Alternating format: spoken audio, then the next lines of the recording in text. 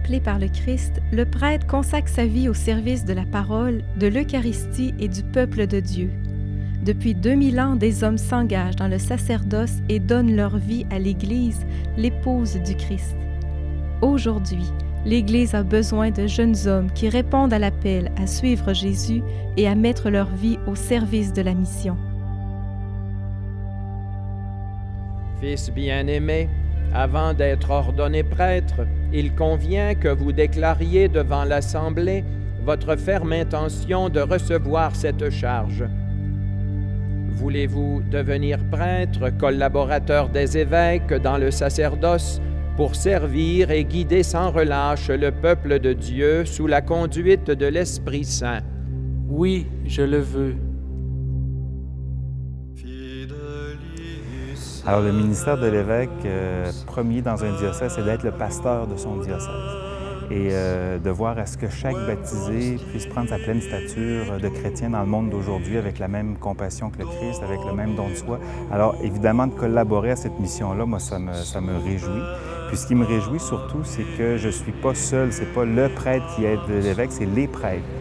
Alors, c'est ensemble, comme presbytérium, qu'on peut, avec tous nos charismes, collaborer au rôle de berger l'évêque comme premier pasteur du diocèse. Alors, c'est fort de cette collaboration-là, de ce clergé, de ce presbytérium, que je peux, avec beaucoup de joie, offrir aussi ma collaboration à l'évêque.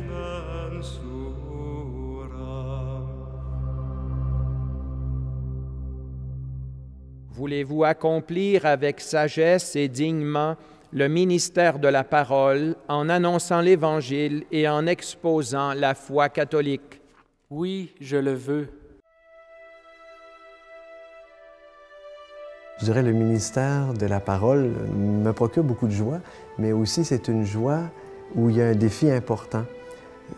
La charité au quotidien, on a l'occasion d'avoir des célébrations, petits séminaires, on a l'occasion comme prêtre de prêcher la parole de Dieu, mais le défi est que la parole doit s'incarner autant pour les jeunes dans la vie de groupe, dans la charité, mais aussi autant le prêtre qui vit dans la vie de groupe, aussi qui a une partie importante de responsabilité, mais aussi qui est un frère qui doit être charitable.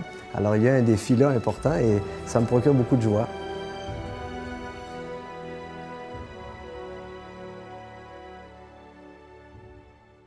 Voulez-vous célébrer avec foi les mystères du Christ, tout spécialement dans le sacrifice eucharistique et le sacrement de la réconciliation, selon la tradition de l'Église, pour la louange de Dieu et la sanctification du peuple chrétien?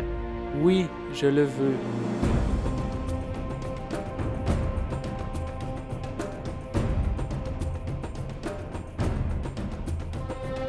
Sans l'Eucharistie, sans la miséricorde du Seigneur qui découle de l'Eucharistie, le sens de mon ministère perdrait grandement de sa vigueur et de sa valeur.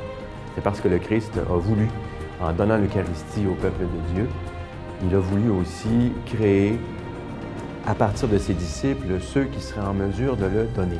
Et lorsque je célèbre l'Eucharistie, après tant d'années, je réalise de plus en plus maintenant comment le Seigneur m'a choisi pour être ses bras, ses mains, ses mots, pour traduire le don qu'il a fait au monde de tout son amour et surtout du don de sa résurrection auquel nous avons accès lorsque nous participons à l'Eucharistie, où il se rend présent.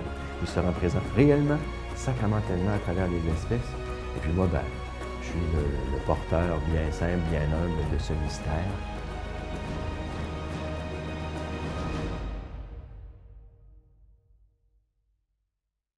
Voulez-vous implorer avec nous la miséricorde de Dieu pour le peuple qui vous sera confié en étant toujours assidu à la charge de la prière? Oui, je le veux. Moi, je dirais la prière, c'est le lieu, ou en tout cas le moyen pour rendre fécond le ministère sacerdotal. La prière, on peut faire des prières, on peut dire des prières, mais je dirais habiter la prière du Christ, qui est le mystère qu'on porte en tant que chrétien, mais d'une façon toute spéciale aussi en tant que prêtre. Eh bien, le fait d'habiter cette prière du Christ en moi, pour moi, c'est vraiment le lieu d'une fécondité spirituelle dans le ministère, particulièrement ici au Petit Séminaire. Avec le temps, c'est devenu comme la respiration spirituelle de ma vie. C'est une espèce d'oasis qui me rappelle la relation. Sans la prière, ma vie devient comme en noir et blanc.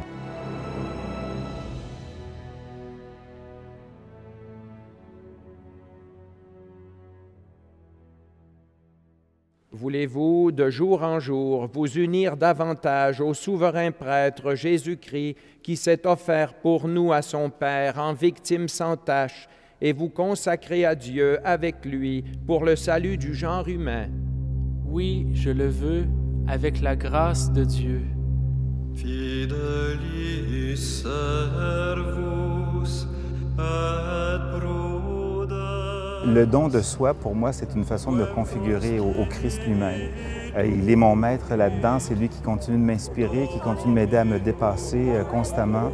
Puis je m'aperçois que le don de soi aussi, ça apporte une fécondité dans le monde, dans la communauté, pour les personnes que je peux côtoyer. Et c'est une grâce pour moi aussi.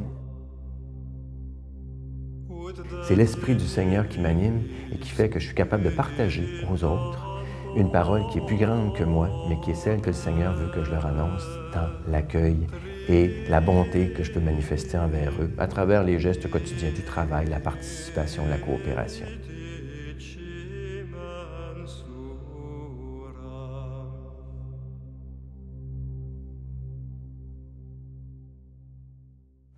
Promettez-vous de vivre en communion avec moi et mes successeurs dans le respect et l'obéissance. Je le promets. Que Dieu lui-même achève en vous ce qu'il a commencé.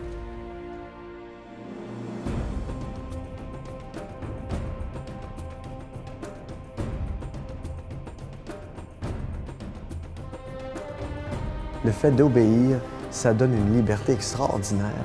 Le fait d'être totalement donné et en même temps sous le regard de l'évêque qui nous demande et qui attend de nous des oui, me rend vraiment libre. Et je fais vraiment l'expérience de la liberté en étant sous l'obéissance de l'évêque.